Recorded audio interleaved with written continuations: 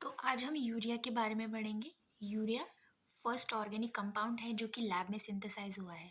According to the vitalism theory, organic compounds normally living cell में synthesis होता है उनका, पर urea is exception for this.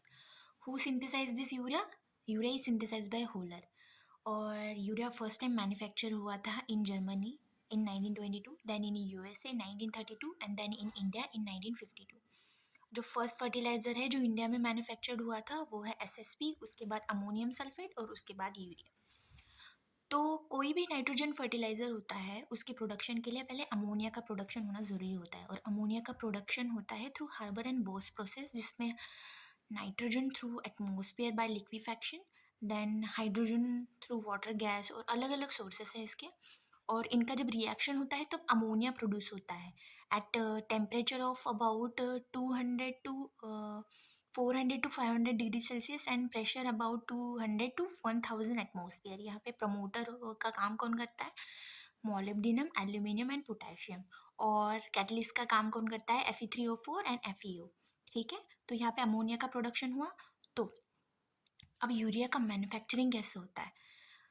जो अमोनिया होता है वो कार्बन डाइऑक्साइड के साथ रिएक्ट करके अमोनियम कार्बामेट बनाता है। ठीक है, अमोनियम कार्बामेट क्या होता है? NH2COO NH4, ammonium carbamate.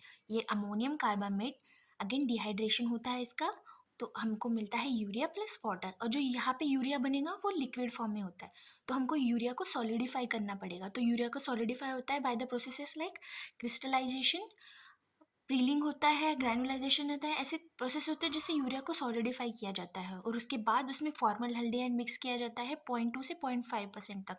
तो ये फॉर्मलडिहाइड क्या करता है? कंडीशन करता है यूरिया मॉलिक्यूल का, मतलब उसका पार्टिकल कस्टिंग स्ट्रेंथ बढ़ाता है, उसमें डस्टिंग और केकिंग होने से उसको बचाता है। और according to the FCO, urea में मॉइस्चर कितना होना चाहिए बताइए?